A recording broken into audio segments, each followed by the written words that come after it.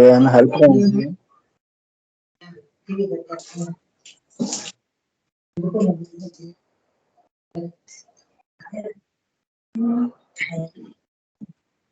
హరి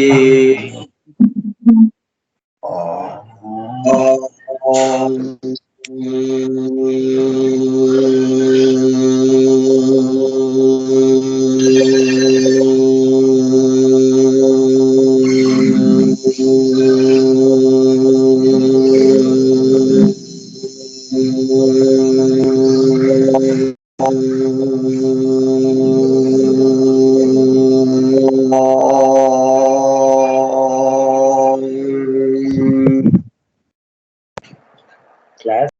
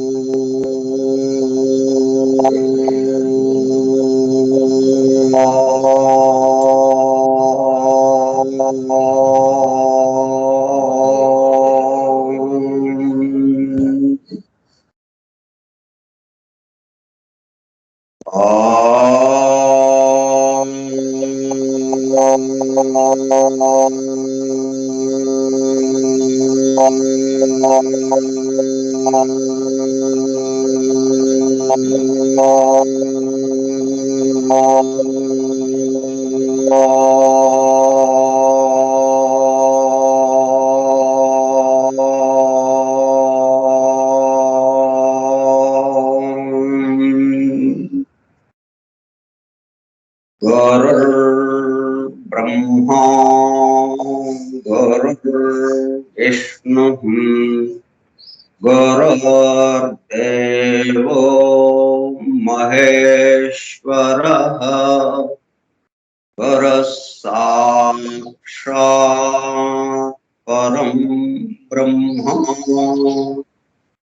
तस्मै श्री गुरवे नमः। व्यासं वसिष्ठनप्तारं शक्तेः पौत्रमकल्मषम् पराशरात्मजं वन्दे सुकतातं तपोनिधिम्। शुक्लाम्बरधरं विष्णुं शशिवर्णं चतुर्भुजम् प्रसन्नवदनं ध्यायेत् सर्वविघ्नोपशान्तये। अगज आननपद्मार्कं गजाननमहर्निशम् अनेकदं तं भक्तानाम् एकदन्तमुपास्महे। वक्रतुण्डमहाकाय कोटिसूर्यसमप्रभा निर्विघ्नं कुरु मे देवा सर्वकार्येषु सर्वदा। सरस्वती नमस्तुभ्यं वरदे कामरूपिणी विद्यारम्भं करिष्यामि सिद्धिर्भवतु मे सदा। ॐ भूर्भुवस्सुवः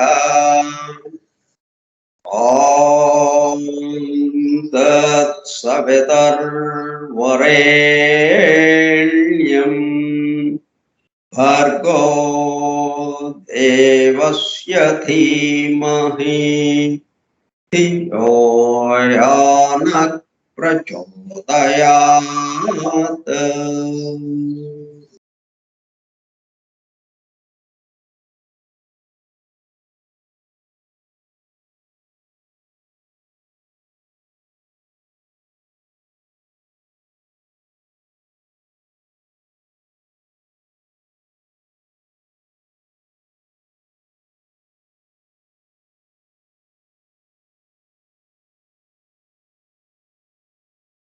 వాసుదేవ.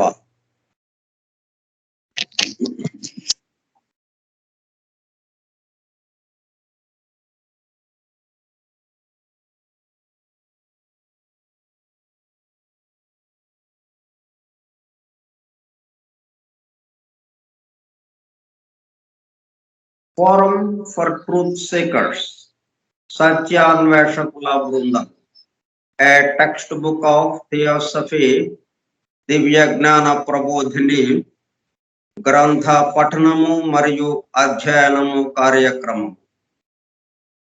18వ పాఠము 11/10/2021 సోమవారం.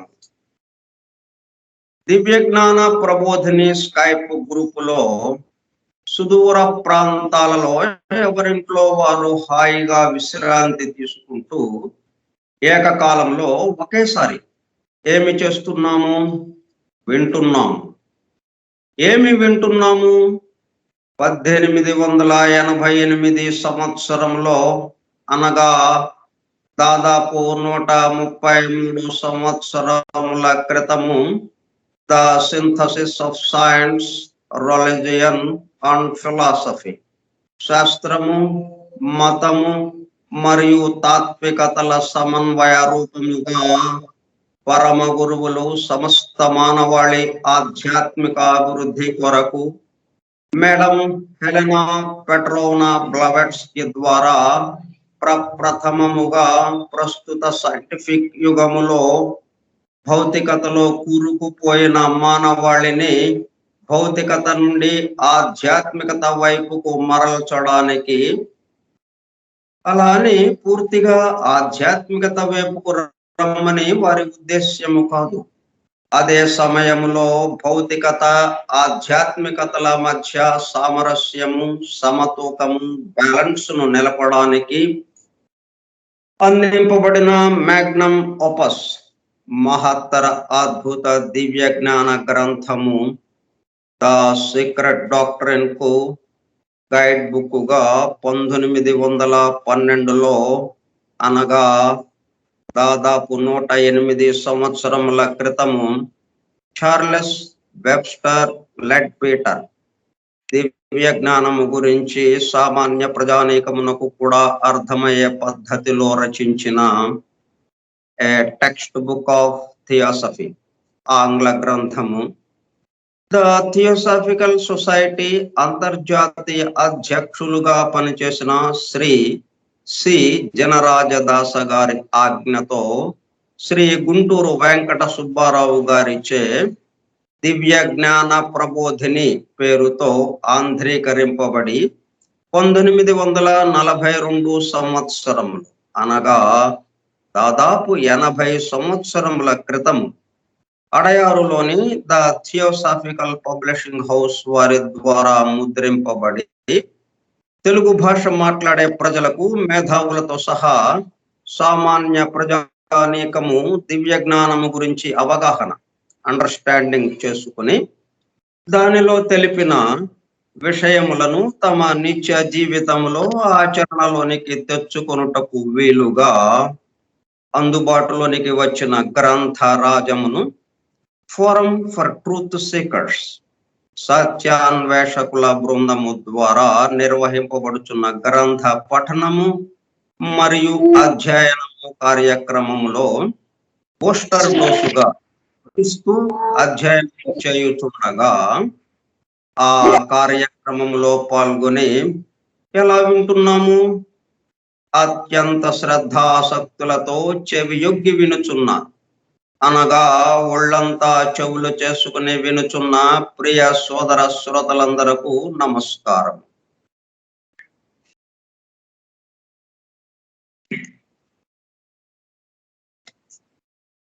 మనం ఎందుకు ఇక్కడ కూర్చున్నామో సంగ్రహంగా వివరించుకున్నాం.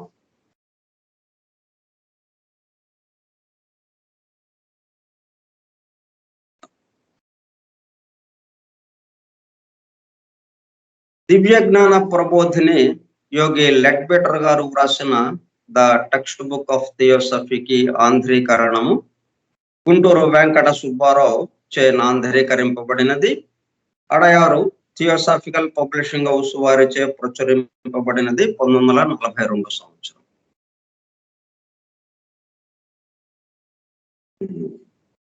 ఈ విధంగా దివ్య జ్ఞానంకి సంబంధించి మనం దివ్య జ్ఞాన ప్రబోధిని గ్రంథంలోని విషయాలను మనం తెలుసుకుంటున్నాం. మనం ప్రథమ జీవ ప్రసారాలకి సంబంధించి మనం విషయాన్ని తెలుసుకోవడానికి ప్రయత్నం చేస్తున్నాం.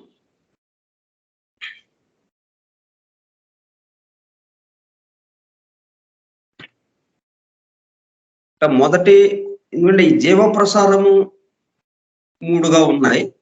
ఈ 3 ఒక్కొక్క దానితో ఏమేంటి జరుగుతుందో ఇవి నిరంతరం జరిగే ప్రక్రియ. ఈ 3 యొక్క కలయికే మనం ఇప్పుడు ఇక్కడ కూర్చుని మనం ఇవన్నీ చేసుకుంటున్నాము అంటే దాని వెనుక ఆ 3 జీవ ప్రసారాల యొక్క కార్యక్రమం ఉందన్నమాట, ఆచరణ ఉంది. ఆ 3 కలిసి చేస్తుంటే మనం మన పనులన్నింటినీ యథావిధిగా నిర్వర్తించుకుంటూ ఉన్నాం. ఈ సృష్టి అంతా యథావిధిగా నడిచిపోతూ ఉన్నది. ఉదయం సూర్యుడు ఉదయాన్నే ఉదయించడం, సాయంత్రం అస్తమించడం, రాత్రి పగలు, ఋతువులు, భూమి మీద భూగ్రహం మీద, ఇట్లా అన్ని సృష్టికి సంబంధించిన సమస్తము ఏది జరగాలన్నా ఎవరు కావాలి? ఈ 3 జీవ ప్రసారాలు కావాలి. అందువల్ల వీటి గురించి మనం స్పష్టమైన అవగాహన ఉంటే అప్పుడు మనకి సంబంధించిన ఈ పరిస్థితులు ఇవన్నీ ఏమిటి అనేది మనకు వెంటనే అర్థమైపోతుంది. కాబట్టి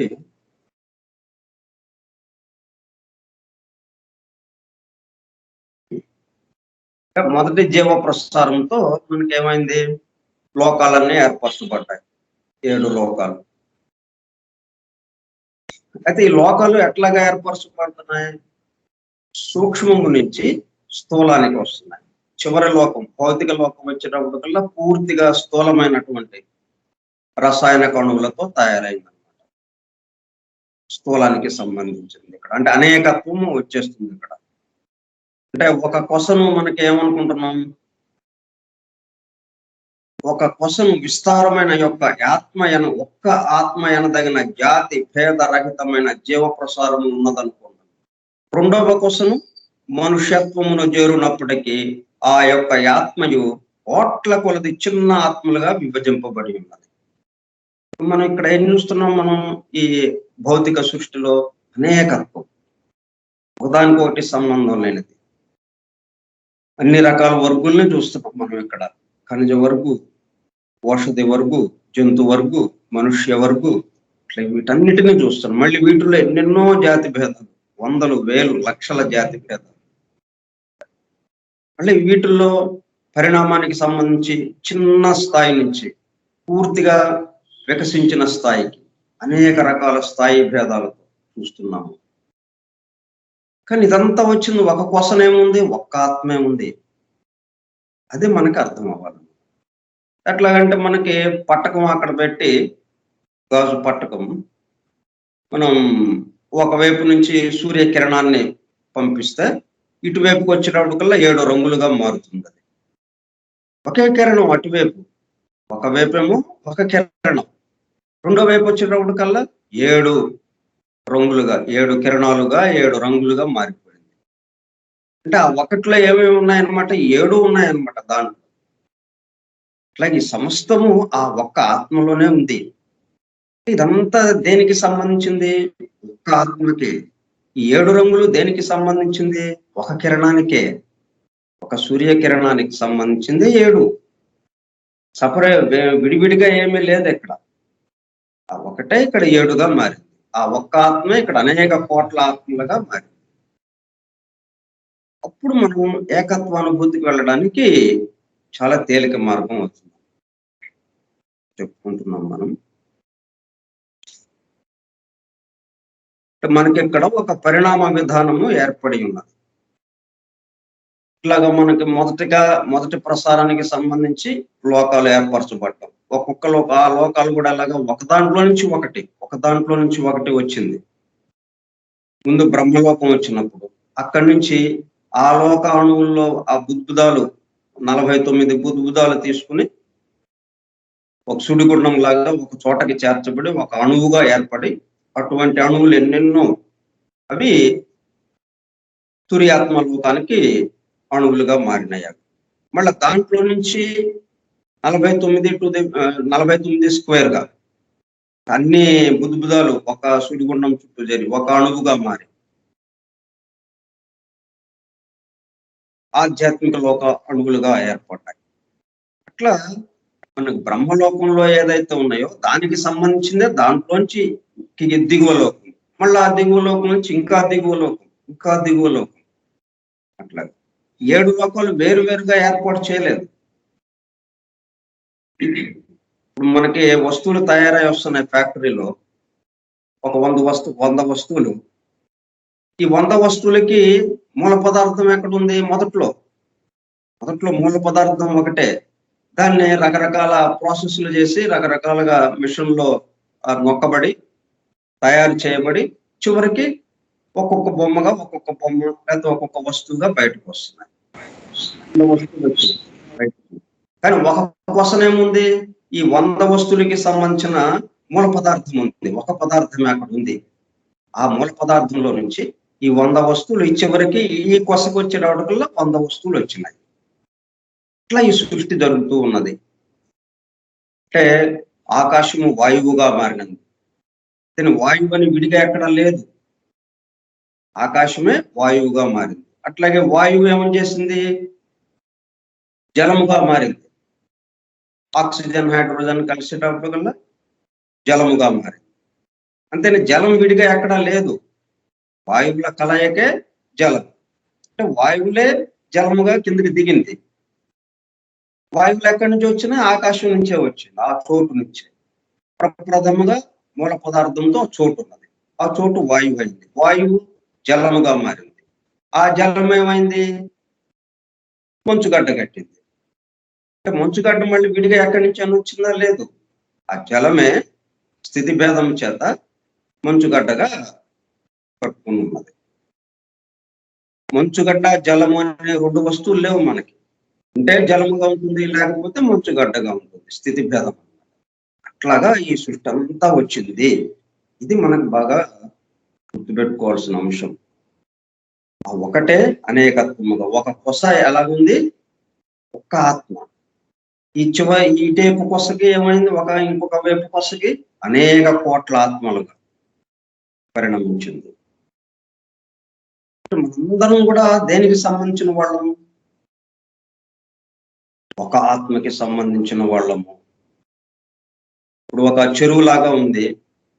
ఆ చెరువు మీద సూర్య కిరణాలు సూర్యుడు ప్రతిబింబిస్తున్నాడు. ఉదయాన్నే ప్రతిబింబించేటప్పటికల్లా ఎన్నెన్నో చెరువు అటు ఇటు ఆ చెరువులో నీళ్లు కొంచెం కదులుతున్నాయి, అలలు వస్తున్నాయి, కొద్దిగా కదలిక ఉంది. ఆ కదలిక మీద కొన్ని వందల వేల సూర్యులు ఉన్నట్టుగా మనకు అనిపిస్తుంది. ఎంతో మంది ఉన్నట్టుగా. అక్కడ ఉన్నది ఒక కొస, సూర్యుడు ఒక్కడే. ఇక్కడ ఈ నీటి దగ్గర వందల సూర్యులు ఉన్నట్టుగా అనిపిస్తుంది మనకు. అట్లాగా అన్నమాట ఇది. సో మనకి ఇక్కడ ఒక పరిణామ విధానము ఏర్పడి ఉన్నది. ఇట్లా ఇప్పుడు మొదటి జీవ ప్రసారంతో లోకాలు తయారైనాయి. లోకాలు దానికి కావలసినటువంటి ఆయా లోకాలకి సంబంధించిన మూల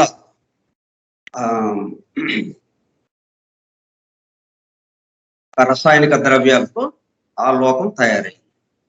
రసాయనిక ద్రవ్యాలు ఉన్నాయి కానీ అవి రకరకాల ఆకారాలకి సంబంధించిందిగా అది లేదనమాట. అవి అలా పెట్టబడి ఉన్నాయి, అన్ని వరుసలో చేర్చబడి ఉన్నాయి ఒక్కొక్క లోకంలో ఆ లోకానికి సంబంధించిన అణువులుగా. ఇప్పుడు రెండో ప్రసారం ఏమైందనమాట? సంయోగ శక్తిని తీసుకుని వచ్చింది. అంటే రకరకాలుగా సంయోగం చేయటం, వాటిని వీటిని కలిపి కొత్తగా వస్తువు ఇంకొక దాన్ని తయారు చేయడం, వాటిని వీటిని విడదీసి ఇంకొక రకంగా తయారు చేయడం. ఇలాగ తనలో ఒక సంయోగ శక్తిని తీసుకుని వచ్చి ఈ ఆయా లోకాలకి సంబంధించి అనేక రూపాలని తయారు చేయటం, ఆ రూపాల్లో తాను చైతన్యం ఉండటం, ఆ రూపాల మొత్తాన్ని ఆక్రమించటం, దాని తర్వాత అభివృద్ధి చెంది మరి దాని ఆ పై ఎత్తున ఉన్నటువంటి రూపాలకి చైతన్యంగా మారటం. తర్వాత దిగువ లోకాలకి దిగుతూ ఆ లోకంలో పూర్తి అయిన తర్వాత దిగువ లోకానికి దిగుతూ మళ్ళీ దిగువ లోకాల్లో అక్కడ కొత్తగా రూపాలు తయారు చేసి సంయోగ శక్తితో ఆయా అణువుల్ని, ఆ మూల రసాయనిక అణువుల్ని రకరకాలుగా కలుపుతూ, రకరకాల కాంబినేషన్స్ అన్నమాట కలుపుతూ రకరకాల ఆకారాలతో అంగక్రమం గల భూతాలని నిర్మించి వాటికి తాను చైతన్యమై వాటిని పరిణమింపజేస్తూ ఇట్లా మనకి తెలిసేటప్పుడు కల్లా ఉత్తమ మానసిక లోకంలో ప్రథమ భౌతిక వర్గు సంబంధించిన జీవులు అంటే సంబంధించిన రూపాలు తయారు చేసిందన్నమాట. అట్లా చేసుకుంటా వస్తుంది. ఇప్పుడు ఈ సంయోగ శక్తే ఈ రెండో జీవ ప్రసారం ఏదైతే ఉందో దానికి సంబంధించిన సంయోగ శక్తితోనే దాన్ని ఆధారం చేసుకుని మన సైంటిస్టులు ఏం చేస్తున్నారు, ఈ భూలోకంలో ఉన్నటువంటి మూల రసాయనిక అణువులు ఉన్నాయి కదా, మూల ద్రవ్యానికి సంబంధించిన రసాయనిక అణువులు, ఈ రసాయనిక అణువుల్ని వీళ్ళు రకరకాలుగా సంయోగం చేస్తూ కలుపుతూ విడదీస్తూ అనేక రకాలుగా కొత్త కొత్త వస్తువులు కనిపెడుతున్నారు వీళ్ళు. దాన్ని ఆధారం చేసుకున్నాయి సైంటిస్టులకు. లేకపోతే వీళ్ళకి ఈ ఆలోచన కానీ ఈ తెలివితేటలు కానీ ఇవన్నీ ఎక్కడి నుంచి వచ్చినాయి? ఆ రెండో జీవ ప్రసారం ఆధారంగా, ఆ రెండో జీవ ప్రసారం ఈ సైంటిస్టులకు కావాల్సిన శక్తిని ఇచ్చిందనమాట, సంయోగ శక్తిని. దాన్ని ఆధారం చేసుకుని సైంటిస్టులు కొత్త వస్తువులు కనుక్కుంటున్నారు. అందువల్లే మనకి సీక్రెట్ డాక్టర్ను రాకముందు పరిశోధనలు, సీక్రెట్ డాక్టర్ వచ్చిన తర్వాత గ్రంథ ప్రచురం అన్నాయి. మొత్తం సైంటిస్టులు అందరి చేతుల్లోకి ఆ గ్రంథము వెళ్ళిన తర్వాత పరిశోధనలకి చాలా తేడా ఉందన్నమాట. వేగవంతమైంది. అంటే విషయాలు చాలా చక్కగా అవగాహన అయిపోయినాయి వాళ్ళకి. వెంటనే వాళ్ళు చేస్తున్న పరిశోధనని చాలా ముందుకు తీసుకుని వెళ్ళిపోయారు. అందువల్ల ఈ 100 సంవత్సరాల్లో అనేక కొత్త వస్తువులు, మనం విశ్వాంతరాల్లోకి వెళ్ళిపోవటం, ఎన్నో కొత్త కొత్త ఆవిష్కరణలు సైంటిస్టుల ద్వారా జరిగింది. అంతకుముందు చాలా స్లోగా నెమ్మదిగా ఒకే విషయం గురించి 5-6 తరాలకి సంబంధించిన సైంటిస్టులు పరిశోధిస్తూ ఉండేవాళ్ళు. అటువంటిది 100 సంవత్సరాల్లోనే ఎంతో వేగవంతమైంది. అది దేనివల్ల అయింది? ఇదిగో ఈ జీవ ప్రసారాలకి సంబంధించినటువంటి జ్ఞానము వాళ్ళకి అందింది ఈ సీక్రెట్ డాక్టర్ ద్వారా. దాన్ని పట్టుకున్నారు వాళ్ళు. ఇక రెండో జీవ ప్రసారము జంతు వర్గంతో అక్కడికి ఆగింది. మొదటి ప్రసారం పనిచేస్తూనే ఉంటుంది. మొదటి ప్రసారంతో సహకారంతో, మొదటి ప్రసారం యొక్క సహకారంతో, అంటే అది ఈ లోకాల్ని, ఆయా లోకాలకి సంబంధించినటువంటి రసాయనిక మూల ద్రవ్యాలని ఉంచకపోతే రెండో జీవ ప్రసారం వచ్చి చేసేదే ఉండదు కదా. మొదటి జీవ ప్రసారం ఉంది కాబట్టి దాన్ని ఆధారం చేసుకుని రెండో జీవ ప్రసారం సంయోగ శక్తిని, అక్కడ ఉన్నటువంటి రసాయనిక మూలాణువుల్ని రకరకాల కాంబినేషన్ లో కలుపుకుంటూ రకరకాల రూపాలని తయారు చేయడం. కాబట్టి మొదటి ప్రసారము, రెండో జీవ ప్రసారము, ఈ రెండు జీవ ప్రసారాలు కూడా కలిసి పనిచేసిన ఇప్పటి వరకు. జంతు వరకు దాకా వచ్చాం, జంతువుల దాకా పరిణమించాం. ఈ జంతువులకి ఏంటి, ఒక ఒక పరిణామం వరకు సమూహాత్మగా ఉంది, ఒక జాతికి సంబంధించిన జంతువు. ఇంకా అక్కడి నుంచి ఏమైందనమాట, వ్యక్తిగత ఆత్మగా అయినటువంటి ఒక జంతువుగా మారింది. అంటే ఒక్కొక్క జంతువుకి ఒక్కొక్క ఆత్మ అన్నట్టుగా. అంతకుముందు ఆ జాతికి సంబంధించి ఈ భూమి మీద ఉన్నటువంటి జంతువులు ఎన్ని ఉన్నాయో, 100,000, 1,000, లక్షలు, వాటన్నిటికీ కలిపి ఒక ఆత్మ మాత్రమే. ఇప్పుడు ఈ ఒక్క జంతువుకి ఒక ఆత్మగా అంతగా పరిణమించింది, అంతగా వికాసం చెందింది. అప్పుడు ఇక ఈ మూడో ప్రసారానికి సిద్ధపడింది అన్నట్టు. మూడో ప్రసారము దాంట్లోకి రావడానికి వీలుగా. ఇప్పటి నుంచి దిశ మారిందనమాట.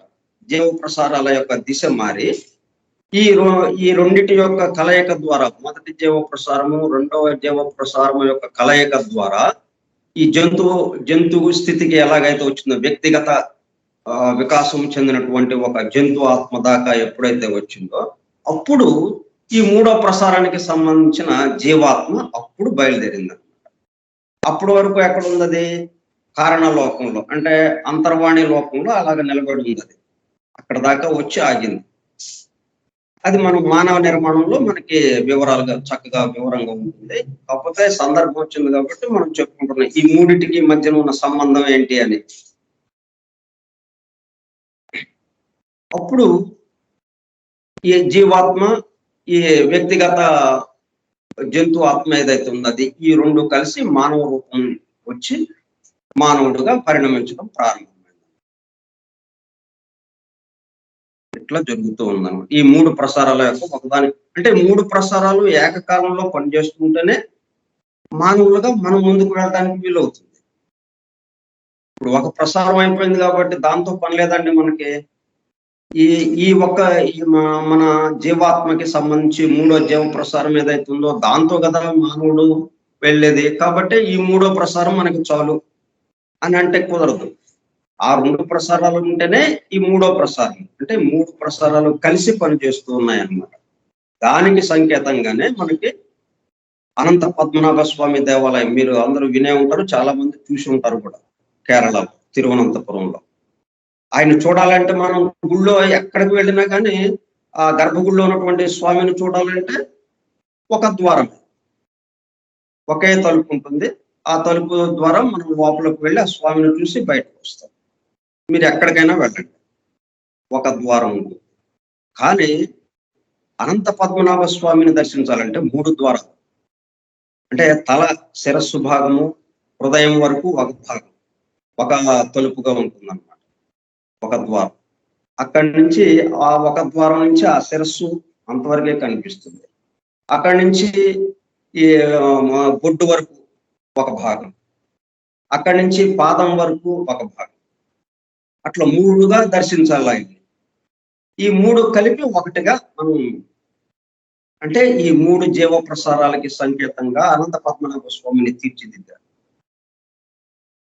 అనంత పద్మనాభ స్వామి అంటే ఆ శేషశైనుడే కదా. క్షీర సముద్రంలో శేషశైన తల్పం మీద శేష తల్పం మీద శయనిస్తున్నటువంటి మహావిష్ణువు. ఆయన నుంచి ఈ ప్రసారాలన్నీ ఈ మూడు ప్రసారాలు వచ్చినాయి. ఈ మూడు ప్రసారాలతో ఈ సమస్త సృష్టి నడుస్తూ ఉన్నది.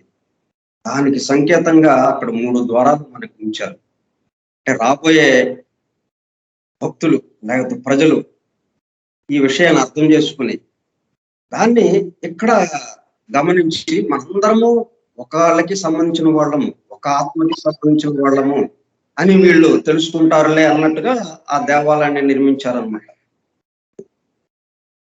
అలా ఉంటాయి.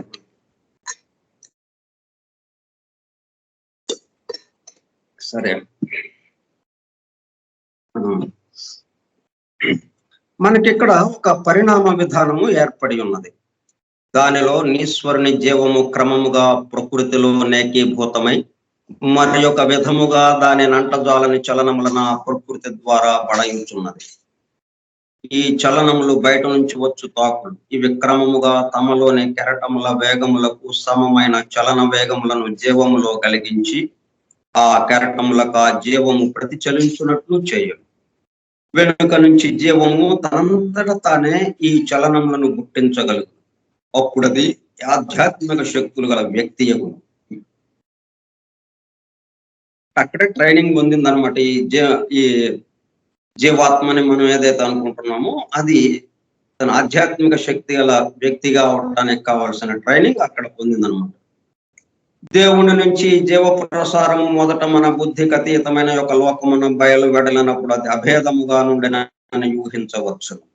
కానీ మనకు అది గోచరమైన స్థితికి వచ్చినప్పటికీ అనగా జీవము బుద్ధి లోకమునందుండి ఉత్తమ మానసిక రూపములలో చైతన్యము కలిగించుచుండినప్పుడు అది యొక్క గొప్ప విశ్వాత్మగా ఉండక అనేక భిన్నాత్ములై ఉండదు. ఈ భిన్నాత్ములు అంటే అంతర్వాణి లోకము వరకు బుద్ధి లోకము వరకు మనకి ఒక్క ఆత్మగానే ఉంది. అక్కడి నుంచి ఏమైందంటే ఉత్తమ మానసిక లోకానికి చేరేటప్పుడు కల్లా అనేక ఆత్మలుగా విడిపడింది అనమాట. అనేక భిన్నాత్మలై ఉండేది. ఒక కొసను విస్తారమైన యొక్క ఆత్మ ఎనదగిన జాతి భేదరహితమైన జీవ ప్రసారము ఉన్నదనుకుందాం. రెండవ కొసను మనుష్యత్వమును చేరునప్పటికీ ఆ యొక్క ఆత్మయు కోట్ల కొలది చిన్న ఆత్మలుగా విభజింపబడి ఉన్నది. ఈ రెండు కొసల మధ్యను ఏ అవస్థ చూచినను మహత్తరమైన విశ్వాత్మ భిన్నమై ఉండియు నిక విభజించుట సాధ్యము కాదన్నంత వరకు భిన్నము కాని అనగా ఇంకనూ విభాగం ఒకటకు సాధ్యమై ఉన్న స్థితి అందుండును ఒక మధ్యమావస్థ కనబడు.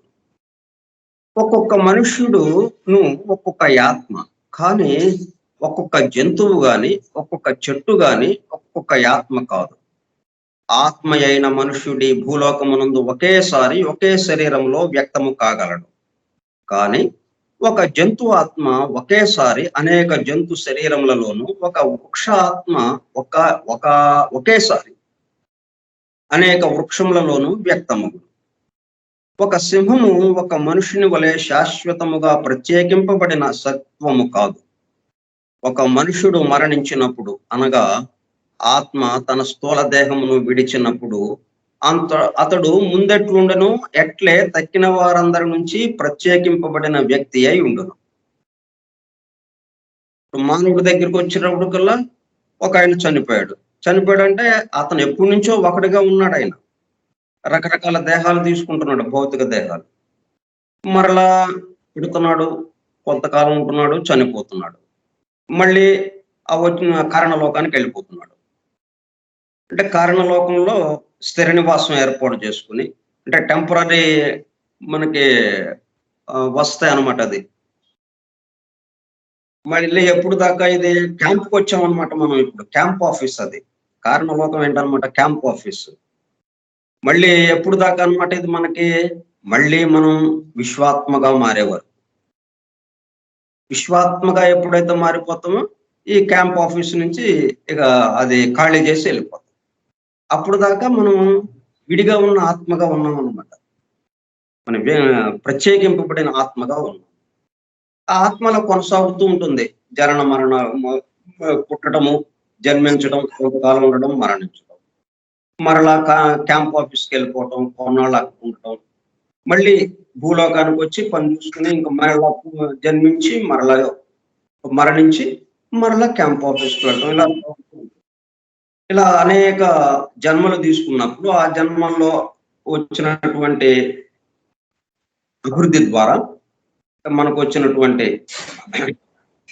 ఆ అభివృద్ధిని పురస్కరించుకుని క్రమక్రమంగా ఏమవుతాం అన్నమాట, ఆ అనేక ఆత్మల నుంచి, అంటే అనేకత్వం నుంచి ఏకత్వ అనుభూతిలోకి చేరుతాం.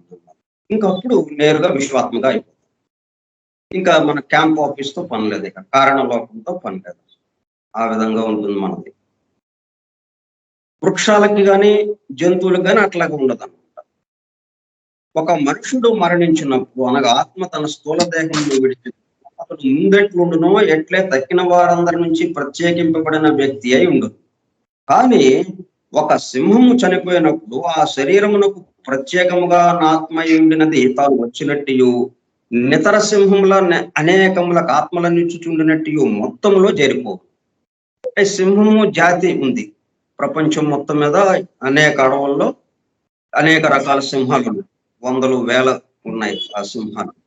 వీటన్నిటికీ కలిపి సింహము ఆత్మ ఒక్కటనమాట.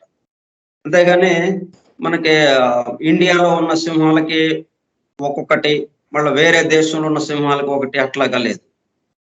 మొత్తం ఈ భూమి మీద సంచరించే సింహాలు ఎన్నైతే ఉన్నాయో అవన్నీ కలిపి సింహజాతి. ఈ సింహజాతికి సంబంధించి ఒక ఆత్మ, సింహజాతి ఆత్మ. దాంట్లో నుంచే ఇన్ని సింహాలు పుడుతుంటాయి. మళ్ళీ మరణించినప్పుడు దాంట్లోకి వెళ్ళిపోతాయి. ఇక్కడ విడివిడిగా ఒక్కొక్క సింహంగా మనకు కనిపిస్తాయి చూసినప్పుడు. కానీ చనిపోయినప్పుడు మళ్ళీ ఆ మనకి ఆ సమూహాత్మలోకి వెళ్ళిపోతుంది అనమాట. ఒక్క సింహం ఆత్మ ఉంది అక్కడ. మళ్ళీ వచ్చేటప్పుడు దాంట్లో నుంచే వస్తుంది అనమాట. ఇతర సింహముల అనేకములకు ఆత్మల నుంచి చుండినట్టు మొత్తములో చేరిపోతుంది. ఆ మొత్తమునకు సమూహాత్మ అని పేరు. జంతువు స్థితి అన్నప్పుడు ఈ సమూహాత్మలు అనేది మానవుడి దగ్గరికి వచ్చినప్పటికల్లా ఇక సమూహాత్మ అనేది ఉండదు, వ్యక్తిగత ఆత్మ ఎవరికి వాళ్ళకి వేరువేరుగా ఉన్నట్టు అనిపిస్తుంది. అట్టి ఒక సమూహాత్మకు 100 సింహ శరీరములు అంటగట్టబడినవి అనుకుందాం. ఆ శరీరంలో ఒక్కొక్కటి బ్రతికి ఉన్నప్పుడు దానికి సమూహాత్మలో 100వ వంతు అంటి ఉంటుంది.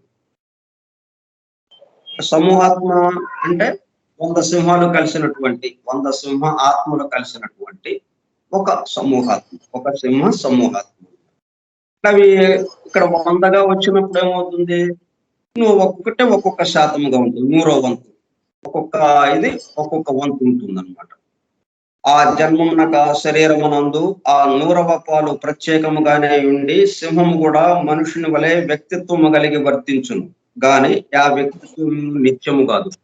ఆ సింహము చనిపోయినప్పుడు ఆ ఆత్మ అది ఏ సమూహాత్మకు చెందినదో దానిలో చేరిపో. అప్పుడు ఆ సింహము యొక్క ఆత్మను వేరుగా గుర్తించుట సాధ్యము కాదు. మనకు వచ్చి అక్కడ వేరుగా గుర్తు. మనం భూలోకం విడిచిన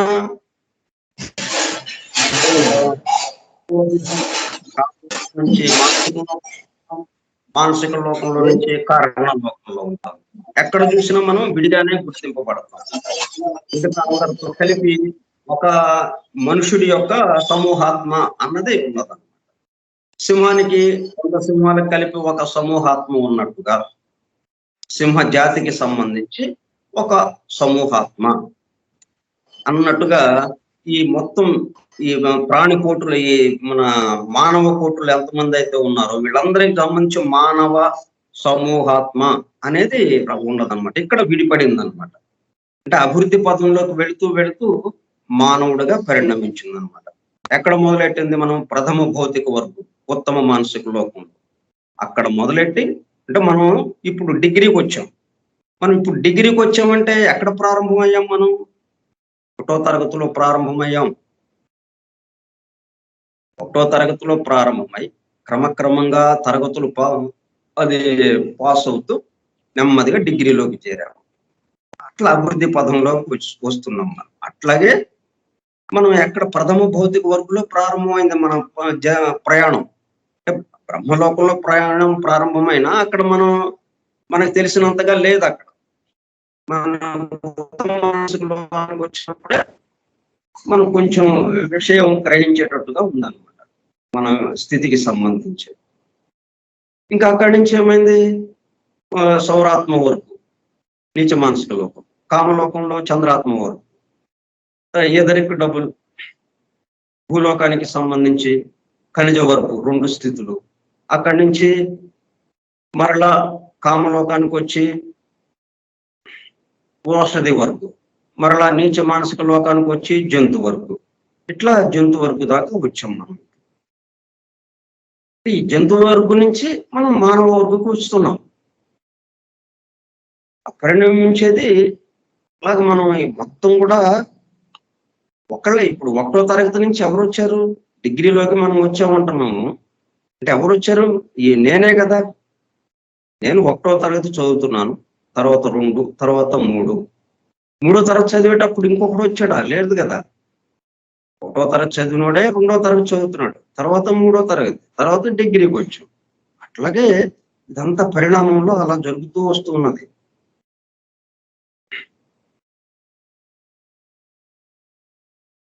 ఈ విషయం బోధపడుటకు ఉపయోగకరమైన యొక్క సాదృశ్యము నీయవచ్చు.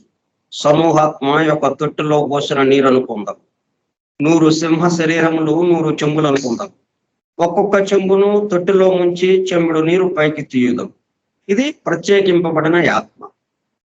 ఆ నీరు అప్పటికే ఉపాధిని నింపును ఆ రూపమును పొంది తాత్కాలికంగా తొట్టిలో మిగిలిన నీటి నుంచి తక్కిన చెంబులలోని నీటి నుంచి ప్రత్యేకింపబడి అట్లా ఒక చెంబులో నీరు తీసి విడిగా పెట్టేటప్పుడు అది ఒక సింహంగా మన ఇండియాలోనో లేకపోతే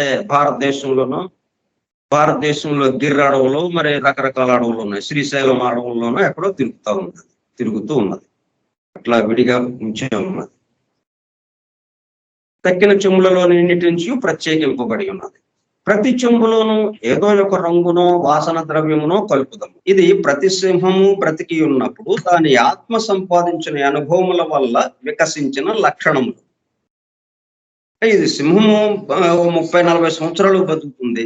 ఇంతెంతో అనుభవాలు వస్తాయి దానికి. వేటాడటంలో కానీ, ఈ మనుషులతో కానీ, మిగతా జంతువులతో వ్యవహరించడంలో కానీ అది కొన్ని అంతకు ముందు కన్నా అభివృద్ధి చెందుతుంది. దాని యొక్క వీటిని వ్యవహరించే తీరు, దాని స్వభావము అన్నీ కూడా, దాని లక్షణాలు అవన్నీ అభివృద్ధి చెందుతాయి. దాంతో అవేమవుతుందనమాట, వికసించిన లక్షణం అవన్నీ. ఒక చెంబులో నీరు తొట్టులో పోయేదాం. అది యొక్క సింహం యొక్క మరణం. మరణించంగానే ఏం చేస్తాము? ఆ చెంబులో నీరు తీసుకువెళ్ళి, చెంబులో నీరు ఏమైందనమాట, మొట్టమొదటగా ఒక సింహంగా వచ్చింది. ఈ 30-40 సంవత్సరాలు జీవించిన తర్వాత దాని యొక్క వికసించిన లక్షణాలు, దాని అనుభవ సారం మొత్తం ఆ చెంబులో నీరుకి ఉంది కదా. ఆ చెంబులో నీరు తీసుకెళ్ళి ఏం చేస్తాం? అది మరణించింది అంటే మళ్ళీ మొత్తం కలిపి తొట్టులో పోసేస్తాం. సింహము సమూహాత్మ, సింహం యొక్క సమూహాత్మ ఏదైతే ఉందో, సింహ జాతికి సంబంధించి ఆ సమూహాత్మ అనే తొట్టులో పోసేస్తాం. విడిగా ఉన్న చెంబులో నీరు ఎందుకు? మరణించింది. అది మరణించింది కాబట్టి ఇక చెంబు ఖాళీ అయిపోయింది. దాంట్లో నీరు కాస్త దీంట్లో పోసేస్తాం, తొట్టులో. కాబట్టి దీని వికసించినటువంటి లక్షణాలు కానీ, స్వభావం కానీ, అనుభవ సారం కానీ మొత్తం ఏమైపోయిందనమాట, దాంట్లో కలిసిపోయింది, తొట్టులో కలిసిపోయింది. అంతకుముందు ఆ తొట్టులో ఎన్ని ఉన్నాయి? 100కి సంబంధించిన సింహాలకి సంబంధించి ఉన్నాయి అవన్నీ. 100 సింహాల యొక్క అనుభవాలన్నీ కూడా ఆ మాదిరిగా ఒక చోట కలిసిపోతా ఉన్నాయన్నమాట. ఆ చెంబులో తొట్టులో పోయేదము. అది ఒక సింహం యొక్క మరణం. ఆ చెంబులో కలిపిన రంగు గాని, వాసన ద్రవ్యము యొక్క వాసన గాని తొట్టిలోని నీరంతలోనూ సర్దుకొని వ్యాపించింది. వేరే చోట నుంచి చెంబులో నీరు తీసుకొచ్చి తొట్టిలో పోసాం అనుకోండి, తొట్టిలో ఉన్న నీళ్ళలో అది కలిసిపోతుంది కదా, రంగు అంతా కలిసిపోతుంది దాంట్లో. కానీ చెంబులోనున్నంత గాఢమైన రంగు గాని, ఘాటైన వాసన గాని తొట్టిలోని నీటిలో వ్యాపించినప్పుడు ఉండదు. అంటే పలచబడుతుంది కదా. తొట్టిలో చెంబులో ఉన్నప్పుడేమో గాఢతగా ఉంటుంది, బాగా వికసించినట్టుగా ఉంటుంది. ఎప్పుడైతే తొట్టిలో పోషిస్తామో పలచబడింది. ఆ సమూహాత్మకు చెందిన సమూహము యొక్క అనుభవములచే వికసించిన లక్షణముల ఆ సమూహాత్మకంతటికి చెందును. అంటే ఒక సింహము తను సంపాదించినటువంటి ఆస్తిపాస్తులు, అంటే ఈ లక్షణాలు, ఈ వికాసము, ఈ స్వభావము, ఈ అనుభవ సారము, ఇవన్నీ ఏంటనమాట, ఆ సింహానికే సర్దుకోదు. ఆ సింహం యొక్క సొంత ఆస్తి లాగా ఉండదన్నమాట. అది ఈ మిగతా 99 సింహాలకి కలిపి ఉంటుంది అనమాట. అందరితోనూ కలుపుకుంటుంది అది. అంటే ఎవరు ఎంత తెచ్చినా కానీ, ఏ సింహము ఎంత అనుభవం తెచ్చినా, ఎటువంటి వికాసాన్ని తెచ్చినా అందరూ సర్దుకుంటారు అనమాట. మొత్తం అందరికీ సర్దుకుంటారు అది. అదే మానవుడి దగ్గరకు వచ్చినప్పటికల్లా మనం అట్లా సర్దుకోం. ఇప్పుడు ఎవరికి వాళ్ళు 70 సంవత్సరాలు జీవిస్తారు. ఈ 70 సంవత్సరాల్లో జీవించినటువంటి అనుభవ సారము, వికసించిన లక్షణాలు, స్వభావము, ఈ మొత్తం కూడా ఇతనికి ప్రత్యేకం. ఇంకా ఇతను ఇంకొకళ్ళకి అందజేసేది ఏం లేదు. వాటికి ఈయన సొంతదారుడు అనమాట. ఇంకా వాటిని ఆధారంగా చేసుకుని మళ్ళీ నెక్స్ట్ జన్మలో దాని తర్వాత నుంచి ప్రయాణం ప్రారంభిస్తాడు. ఇక్కడ మాత్రం అలాగా కాదనమాట. జంతు స్థితి వచ్చినప్పుడల్లా సమూహాత్మ అందరికీ పంచబడుతుంది. సొంత ఆస్తి లేదు వాళ్ళకి. అంటే కమ్యూనిజం లాగా అనమాట. కమ్యూనిస్టులకి సొంత ఆస్తి లేదు అన్నట్టుగా ఒకప్పుడు, ఇప్పుడు ఉందనుకోండి. ఇప్పుడు మళ్ళీ ప్రజాస్వామ్యంలోకి వస్తున్నారు నెమ్మదిగా వాళ్ళు. చైనా కూడా ప్రజాస్వామ్యంలోకి వచ్చేసింది. రష్యా అసలు పోయింది. ఇంకా కమ్యూనిజం ప్రపంచవ్యాప్తంగా దాదాపుగా కనుమరుగవుతూ ఉన్నది. అంటే ఈ సమూహాత్మ అందరికీ చెందుతుంది అనమాట. ఒక సింహము తను సంపాదించినటువంటి వికాసాన్ని, అనుభవాన్ని అందరూ పంచుకుంటారు అనమాట. వికసించిన లక్షణములు ఆ సమూహాత్మక అంతటికి చెందును. కానీ వాని పరిమాణము చాలా వరకు తగ్గును. మరి అందరికి ఇప్పుడు 100 రూపాయలు తీసుకుని వచ్చింది ఇది, ఒక సింహము 100 రూపాయలు తీసుకొస్తే అందరూ పంచుకోవాలిగా, తలా రూపాయే వచ్చింది. అదే దీని దగ్గర ఉంటే 100 రూపాయలు చాలా పెద్ద అమౌంట్, కానీ అందరూ పంచుకున్నారు. ఏమైంది? ఒక రూపాయి వచ్చింది. అట్లా కొంచెం తగ్గుతుంది అనమాట, పలచబడుతుంది.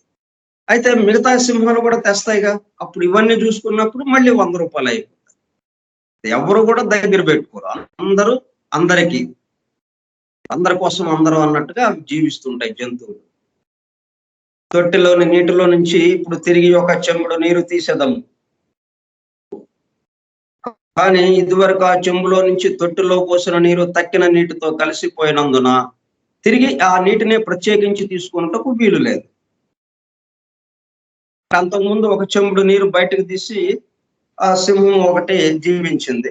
మళ్ళీ ఎప్పుడైతే మరణించిందో దాన్ని తీసి తొట్టిలో పోసాం కదా. ఇప్పుడు అదే నీరు మళ్ళీ రాదు. ఆ చెంబులో నుంచి ఆ చెంబుతో ఆ తొట్టులో నుంచి నీరు తీద్దామంటే అంతకు ముందు తీసినట్టుగా ఉండదు ఆ నీరు. కానీ అన్ని వచ్చి కలుస్తున్నాయి రకరకాలుగా. అవి పలచబడుతూ రకరకాల రంగులు, రకరకాల స్వభావాలు ఇవన్నీ వచ్చేస్తున్నాయి.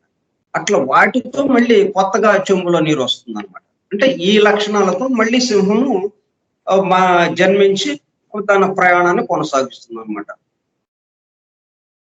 తిరిగి ఆ నీటిని ప్రత్యేకించి తీసుకున్నటకు వీలు లేదు. ఇటు మీద నా తొట్టులో నుంచి తీయు ప్రతి చెమ్మెడు నీటిలోను ఇది వరకు తానులో పోసిన ప్రతి చెంబులోనూ కలిపిన రంగు లేక వాసన ద్రవ్యము యొక్క ఆనవాలెంతో కొంత ఉండదు. ఆ విధముగానే ఒక్క సింహము యొక్క అనుభవములచే వికసించిన లక్షణములు ఆ సమూహాత్మలో నుంచి పుట్టబోవు సింహములన్నిటి సాముదాయపు సొత్తు అయి ఉండును. పుట్టబోయే సింహ జాతి రాబోయే కొన్ని వందల సంవత్సరాలకు కూడా వాటికి కూడా దీని యొక్క సొత్తు అయి ఉంటుందన్నమాట. ఇప్పుడు ఈ చనిపోయిన సింహాల యొక్క అనుభవ సారం రాబోయే సింహాలకు కూడా అది అందుతుంది అనమాట. తాతాస్తి మనవడికి అన్నట్టుగా. ఆ విధముగానే సొత్తు అయితే ఆ లక్షణములను సంపాదించిన సింహమునందున్న కంటే నవి తక్కువ గాఢముగా ఉండును. ఇది మొత్తానికి పంచబడుతుంది కాబట్టి తక్కువగా ఉంటుంది. అలా నెమ్మదిగా అవి ఎవల్యూషన్ లో పరిణామంలో అభివృద్ధి చెందుతూ వస్తుంటుంది అనమాట. అలా క్రమక్రమంగా కొన్ని జన్మలు అయ్యేటప్పటికల్లా ఆ గాఢత పెరుగుతుంది. అంటే అన్ని కూడా ఎంతో వికాసం చెందిన లక్షణాలతో ఉంటాయన్నమాట సింహాలు. జంతువులు మొదలగు వర్గులలో పితృక్రమాగత ప్రాప్తంలోకి సహజ బుద్ధులకు ఇది సమాధానం. అందుచేతనే పెట్ట పొదిగిన గ్రుడ్డులో నుంచి వచ్చిన బాతు పిల్ల నీటిలో నీదుట నేర్పనక్కరలేకయే వెంటనే నీటిలోనికి పోవును. ఎందుకంటే దానికి వారసత్వంగా వచ్చిన ఆస్తి ఉంది, మనకి లేదు. మనకు ఉన్నదేమో మనం సంపాదించింది. ఏ వ్యక్తికి ఆ వ్యక్తి తాను తన యొక్క అనుభవ సారంతో మళ్ళీ జన్మించడమే ఉంటుంది కానీ పాతయి ఉండవు. దాంతో ఏమవుతుంది, మళ్ళీ కొత్తగా నేర్చుకోవడం అన్నట్టు అయిపోతాం. అందువల్ల మళ్ళీ మనం పుడితే మళ్ళీ కదలకుండా తల్లి పక్కలో ఉంటాం. తర్వాత నెమ్మదిగా బోర్ల పడతాం. తర్వాత నెమ్మదిగా పాకటం. ఇవన్నీ ఎన్ని జన్మల నుంచి చేస్తామో ఈ పని, కానీ మళ్ళీ మొదలెట్టాల్సిందే. కానీ అదే బాతుకి పిల్ల పుట్టింది, వెంటనే నీటిలో ఈదుకుంటూ వెళ్ళిపోయింది. దానికి ఎవరు నేర్పల. మనం నడక నేర్చుకోవాలి, అన్నీ నేర్చుకోవాల్సిందే. వాళ్ళు నేర్చుకోవాలి. వాడు అంతకుముందు జన్మలో పెద్ద ప్రొఫెసర్ అయిన ఆంగ్ల భాషకి సంబంధించో లేకపోతే తెలుగు భాషకి సంబంధించో పెద్ద ప్రొఫెసర్, ఎన్నెన్నో గ్రంథాలు రాశాడు ఆయన. మళ్ళీ ఇప్పుడు పుట్టి వాళ్ళు నేర్చుకుంటున్నాడు. చూడండి మరి ఎంత తమాషాలు. అలా ఉంటుంది మనది. జంతువులకు వచ్చినప్పటికల్లా అటువంటివి లేవు. పక్షి వెంటనే ఎగిరిపోతుంది, బాతు పిల్ల వెంటనే నీటిలో ఎదుగుతుంది, కోడి పిల్ల తను ఆహారం ఏం తీసుకోవాలో అది తీసుకుంటుంది. అది నువ్వు ఇది తిను అది తిను అని తల్లిదండ్రులు చెప్పక్కర్లేదు దానికి. అందుచేతనే పెట్ట పొదిగిన గ్రుడ్డులో నుంచి వచ్చిన బాతు పిల్ల నీటిలో నీదుట నేర్పనక్కరలేకయే వెంటనే నీటిలోనికి పోవును. అందుచేతనే గుడ్డులో నుంచి అప్పుడే వచ్చిన కోడి పిల్ల డేగ నీడ కనపడినంతనే భయముచే కురింగిపోవును. అందుచేతనే కృత్రిమ సాధనములచే పొదగబడిన గుడ్డులో నుంచి వచ్చిన పక్షి పిల్ల అది వారికెన్నడూ ఒక గూటిని చూచి ఉండకపోయినను దాని జాతి సంప్రదాయములను బట్టి గూడు కట్టుకున్నాను. జంతు వర్గులో కొన్ని చిన్న రకంలో పురుగుల వంటి తక్కువ జాతులలో నొక్క సమూహాత్మకు లెక్కకు మించినన్ని శరీరములు సంబంధించి ఉండను. కానీ జంతు వర్గులో ఉత్తమ జాతులలో చూచినచో నొక్కొక్క సమూహాత్మకు చెందిన శరీరముల సంఖ్య క్రమముగా తగ్గి ఉండను. కనుక ఒక జంతువునకు భేదములు ఎక్కువగా ఉండను. ఇట్లు సమూహాత్మలో క్రమముగా చిన్నములైపోవును. తిరిగి తొట్టె ఉపమానమును తీసుకున్నచో దానిలో నుంచి ఒక చెంబు వెనక ఒక చెంబుతో నీరు తీసి ఆ చెంబులలో నేదో ఒక రంగు కలిపి తిరిగి ఆ చెంబులలోని నీటిని తొట్టులో పోసిన ఎడల ఆ తొట్టిలోని నీటి రంగు గాఢమగును. ఇట్లా ఒకసారి కాదు కదా, ఒక సింహము ఒక్కసారే జన్మించి ఒక్కసారే మరణించడం కాదు కదా, ఎన్నోసార్లు అట్లా పోస్తూనే ఉన్నాం. తొట్లో నుంచి తీస్తున్నాం, మళ్ళీ ఆ 30-40 సంవత్సరాలు అది జీవిస్తూ ఉంది. దాని యొక్క వికాసము పెరిగింది, దాని అనుభవసారం పెరిగింది. పెరిగిన చెంబులో నీరుని మళ్ళీ తొట్టులో పోసాం. అట్లాగా తీయటము పోయటము చేసేటప్పుడు కల్లా ఇక గాఢత పెరిగిందనమాట. అంటే తొట్టులో ఉన్న నీరంతా కూడా గాఢంగా అయిపోయింది.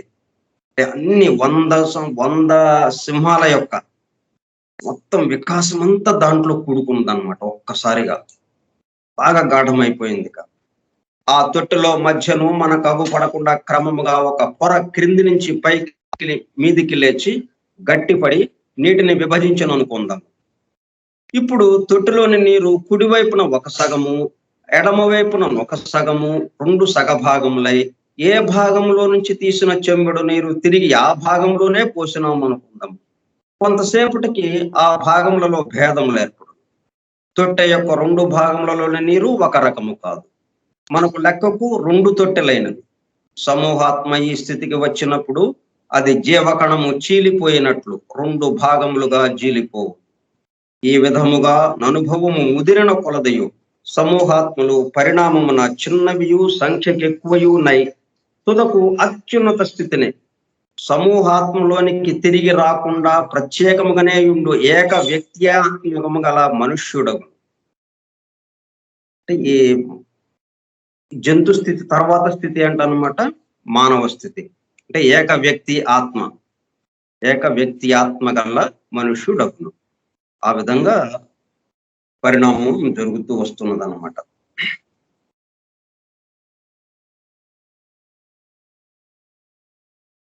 జీవతరంగములలో ఒక్కొక్క వర్గునంతను ప్రాణవంతము చేయను.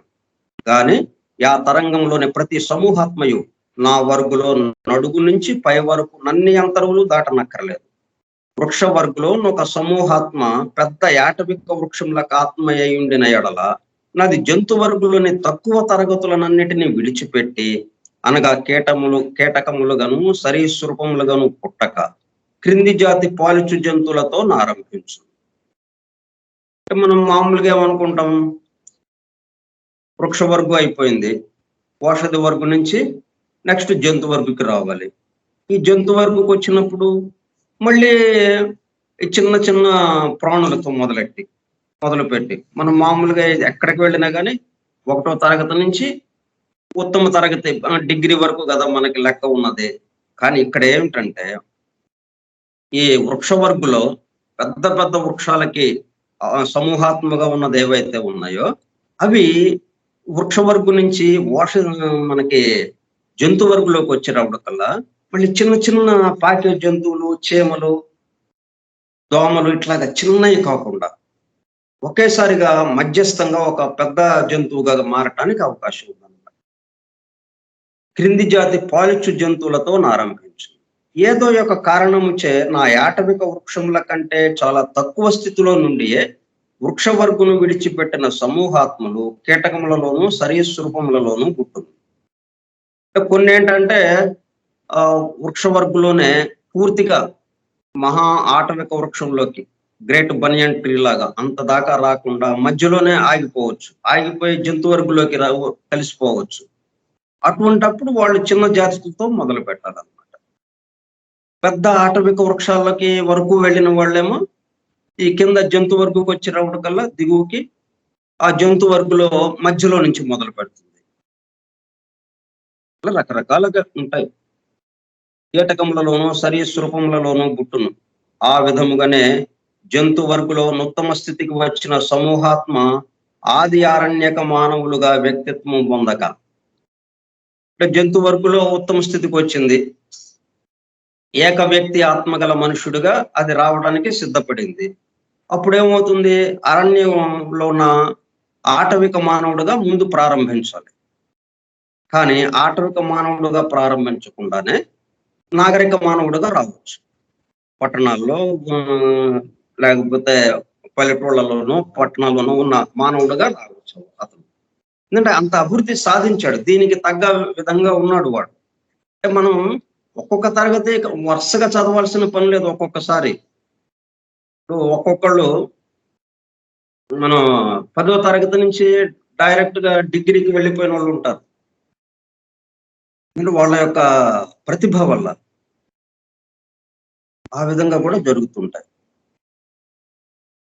ఆ విధంగానే జంతు వర్గులో ఉత్తమ స్థితికి వచ్చిన సమూహాత్మ ఆది ఆరణ్యక మానవులుగా వ్యక్తిత్వం పొందక పై తరగతి మనుషులుగా వ్యక్తిత్వం నొందును. జంతు వర్గు నంతకంటే తక్కువ స్థితిలో విడిచిన సమూహాత్మలు ఆది ఆరణ్యక జనులుగా ఉంటుంది.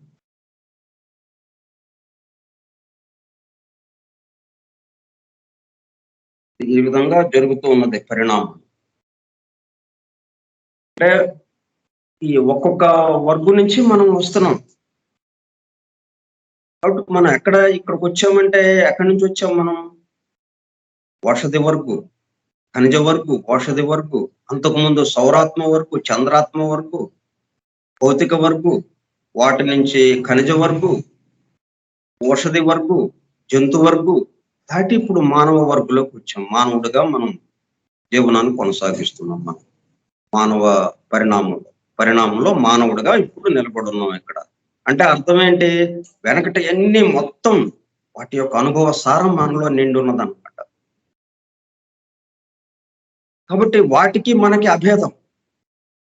మనం మానవుడిగా పుట్టామా అనే కాలర్ ఎగరేయటం కాదు, అనే అహంకార పూరితంగా అంటాం కాదు. అది కూడా రేపు మానవుడు అవుతుంది. జంతు వర్గు కూడా రేపు మానవ వర్గంలోకి వచ్చేస్తుంది. జంతు వర్గం నుంచి జంతువు. మనం కూడా జంతువు నుంచి వచ్చాం. మనం అట్లా ఒక వర్గుకి మధ్యన ఉన్న అనుబంధం మనం గమనించాలి.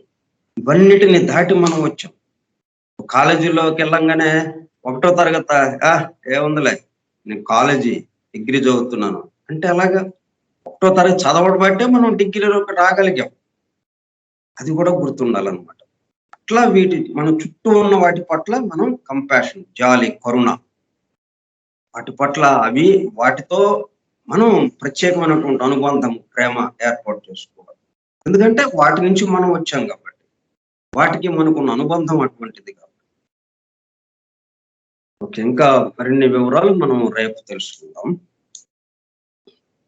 స్వస్తి ప్రజాభ్యః పరిపాలయంతాం న్యాయేణ మార్గేణ మహిషాః గో బ్రాహ్మణేభ్యః శుభమస్తు నిత్యం. లోకాః సమస్తాః సుఖినో భవంతు. లోకాః సమస్తాః సుఖినో భవంతు. లోకాః సమస్తాః సుఖినో భవంతు. ఓం శాంతి శాంతి శాంతి.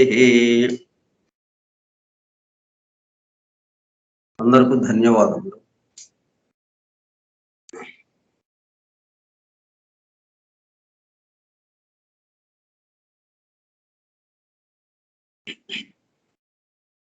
Thank you sir.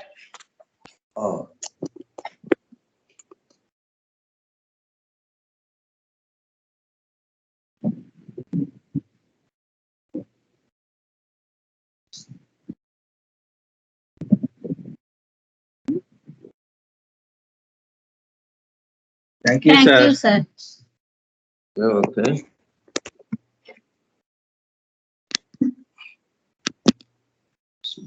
సార్ ఒక అనుమానం సార్. చెప్పండి. ఇప్పుడు చెప్పండి సార్. వృక్ష వర్గం ఉంది సార్. వృక్ష వర్గంలో ఎలివేషన్ అనేది చిన్న గడ్డి మొక్క నుంచి బనియాన్ ట్రీ వరకు అది ఎలివేషన్ అవుతుందా, లేదా చిన్న గడ్డి మొక్క నుంచి దోమగా అలా వస్తుందంటారా? ఆ మధ్యలో ఇప్పుడు ఏంటంటే ఒక్కొక్క దీన్ని బట్టి ఇప్పుడు ఇవేంటంటే మొత్తం మళ్ళీ నెక్స్ట్ రేపు మనం చెప్పుకునే దాంతో మీకు క్లియర్ అయిపోతుంది. ఇవి 7 విభాగాలుగా చేయబడ్డాయి. 7 తరగతులుగా విభజింపబడింది. ఈ మొత్తం కూడా ఈ మొత్తం ఎక్కడ విభజింపబడింది? మనకి మొట్టమొదటిలోనే అది ఉత్తమ మానసిక లోకంలో మనం 7 తరగతులుగా అక్కడ నుంచే స్టార్ట్ అయిందనమాట. అందరూ కూడా ఈ 7 తరగతుల్లో ఏదో ఒక తరగతికి సంబంధించిన వాళ్ళంగా ఉంటాం అక్కడ. ఓకే. ఇక ఇప్పుడేంటి ఆ తరగతికి సంబంధించే ఇక కంటిన్యూ అవుతుంది. ఇక మళ్ళీ అవతల తరగతిలోకి వెళ్ళం. అవునండి. ఏ తరగతికి సంబంధించిన వాళ్ళము, ఏ విభాగానికి సంబంధించిన వాళ్ళము, ఆ విభాగానికి సంబంధించగానే ముందుకు వెళ్ళిపోతూ ఉంటాం. మానవుడి వరకు, దేవతల వరకు కూడా. కాబట్టి ఏమవుతుందంటే మనం ఇందాక రావక్కర్లేదు. ఒక్కోసారి ఏమవుతుంది, మధ్యలోనే అక్కడ ఆగిపోయి నెక్స్ట్ దీంట్లోకి దూకేస్తుంది. అంటే బనియన్ ట్రీ దాకా వెళ్ళకుండా అత్యున్నతమైన వృక్షకుల్లో అత్యున్నతంగా స్థితి అయినటువంటి బనియన్ ట్రీకి వెళ్ళకుండా మధ్యలోనే జంతు వర్గులోకి దూకేస్తుంది. దూకేసేటప్పుడు ఏమైతే చిన్న దాంతో ప్రారంభిస్తుంది. అది ఎందుకంటే ఇంకా పరిణామం పూర్తి ఇది రాలేదు కదా దానికి. అందుకని చిన్న చిన్న జంతువులతో ప్రారంభమవుతుంది అనమాట. దోమ, కంటికి కనపడని సూక్ష్మ జీవులతో.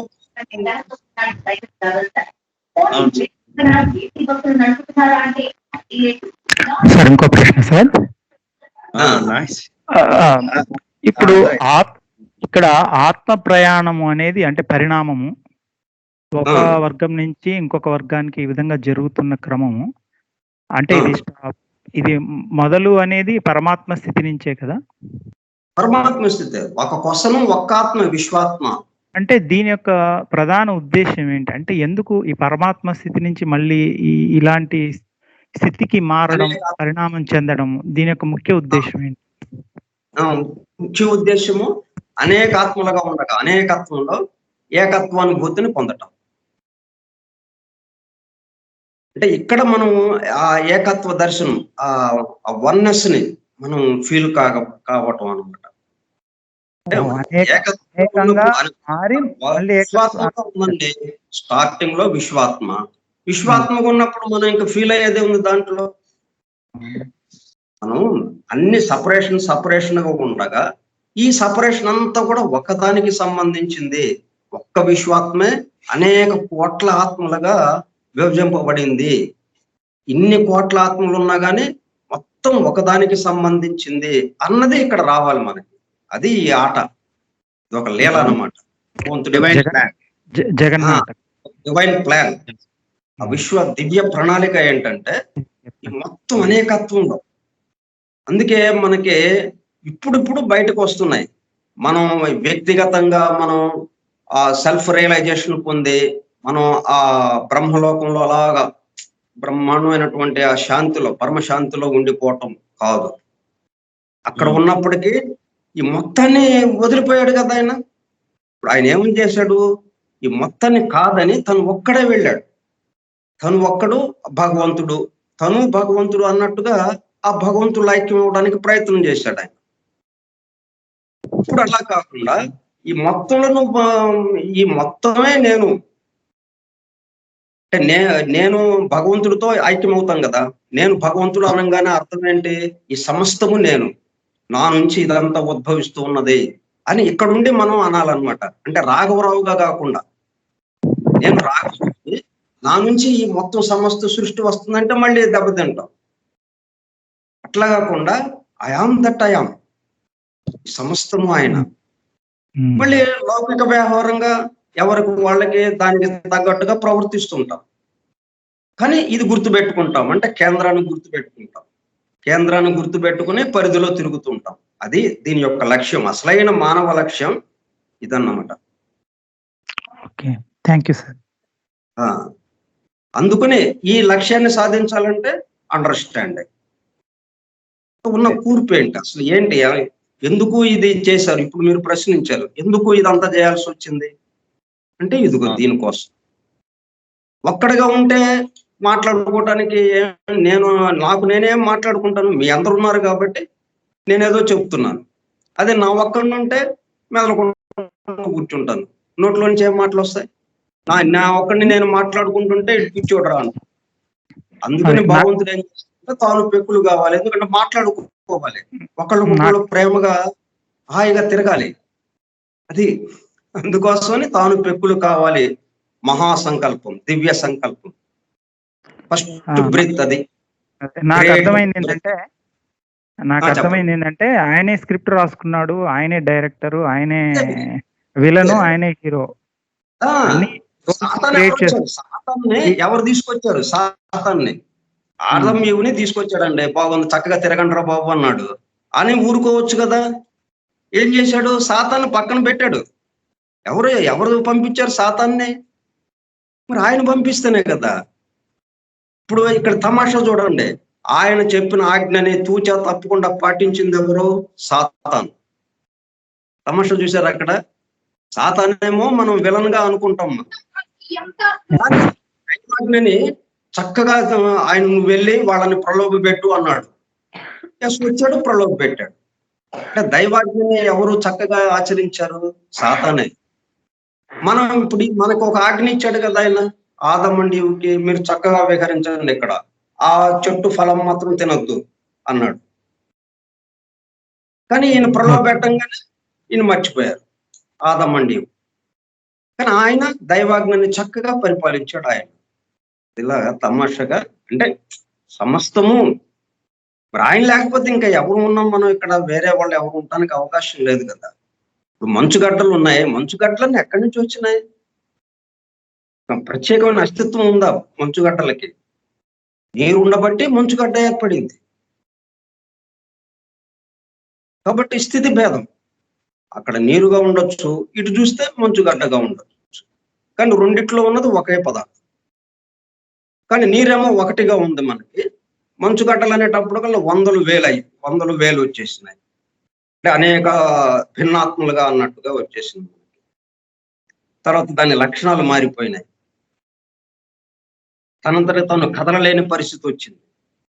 నీరుగా ఉన్నప్పుడు అది కదిలేదే, ఇక అక్కడ ఆగటం ఉండదు, కదులుతూ వెళ్ళిపోతూ ఉంటుంది. అది మనం ఒకళ్ళు ప్రత్యేకంగా వాటిని కదపక్కర్లేదు. స్థితి భేదం చేత మంచుగడ్డలు కదలకుండా అలా కూర్చున్నాయి, మనం కదపాలి. అటువంటి స్థితిలో ఉన్నాం మనం, మంచుగడ్డ స్థితిలో. ఈ మంచుగడ్డ స్థితిలో ఉండి ఒకళ్ళకొకళ్ళు కొట్టుకోకుండా మనిద్దరం ఒక నీటి నుంచి వచ్చాం అన్న భావం, మనిద్దరము ఒకళ్ళకి సంబంధించిన వాళ్ళం అన్నట్టుగా మనం ఒకళ్ళు అలా ప్రేమను పెంచుకోవటం అన్నమాట. అయితే మనం ఈ సందర్భంలో అవతల వాళ్ళు రాకపోవచ్చు మనకి. ఇప్పుడు అందరూ హోల్సేల్ గా మారిపోవటం ఉండదు కదా. వికాసం రకరకాల స్టేజెస్ గా ఉంటాయి కదా. అందరూ ఒక్కసారిగా బస్సు ఎక్కి ఒక్కసారిగా దిగిన వాళ్ళం కాదు. మనం నిన్న బస్సు ఎక్కి ఇవాళ ఇక్కడికి వచ్చాం. నిన్న బస్సు ఎక్కడం వల్ల తొందరగా ఇక్కడ చేరాము. ఇవాళ బస్సు ఎక్కి ప్రయాణంలో ఉన్నారు కొంతమంది, వాళ్ళు రేపు వస్తారు. ఇంకా బస్సు ఎక్కని వాళ్ళు ఉన్నారు, వాళ్ళు ఎల్లుండి వస్తారు. ఇట్లా రకరకాల దీంతో ఉన్నాయి కదా. వీళ్ళందరితోనూ ఒక్కసారిగా మనం వ్యవహరించాలి. రమణ మహర్షి ఉన్నాడు, మరి పూర్తిగా పరిపూర్ణుడుగా అయిపోయాడు. ఆయన భగవంతునితో ఏకత్వంగా ఉండిపోయాడు. అట్లాగని మరి ఇక్కడే వ్యవహరించాడు ఆయన. మరి ఆయన స్థాయికి అందుకునే ఇది లేదు కదా మనకి. కానీ మన గురించి ఆయన ఆలోచించలేదు. మనందరము మనల్ని ఎవరు చూసినా కానీ ఆయనకి దైవంగానే కనిపించాడు ఆయన స్థితిని బట్టి.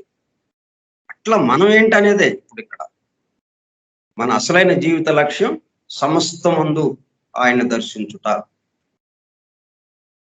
ఏకత్వం, వన్నెస్. అది ఎక్కడ? అనేకత్వంలో ఉండి చేయాలి. అది ఎట్లాగా? మళ్ళీ వ్యక్తిగతంగా కాకుండా ఈ అందరితో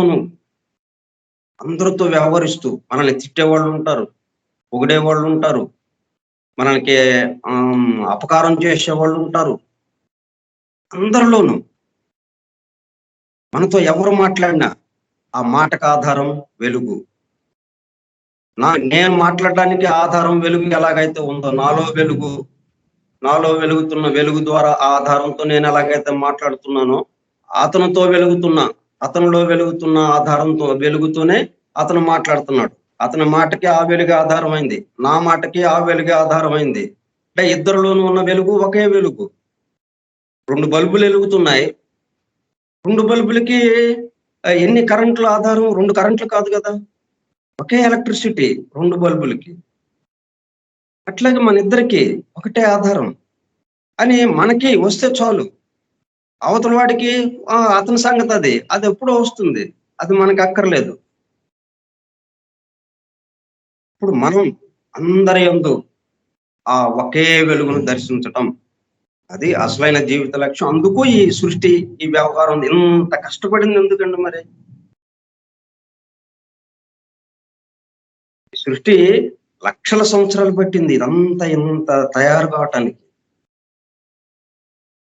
అలా జరుగుతుందన్నమాట. Okay sir. Thank you sir. Thank you sir. Okay, thank you sir.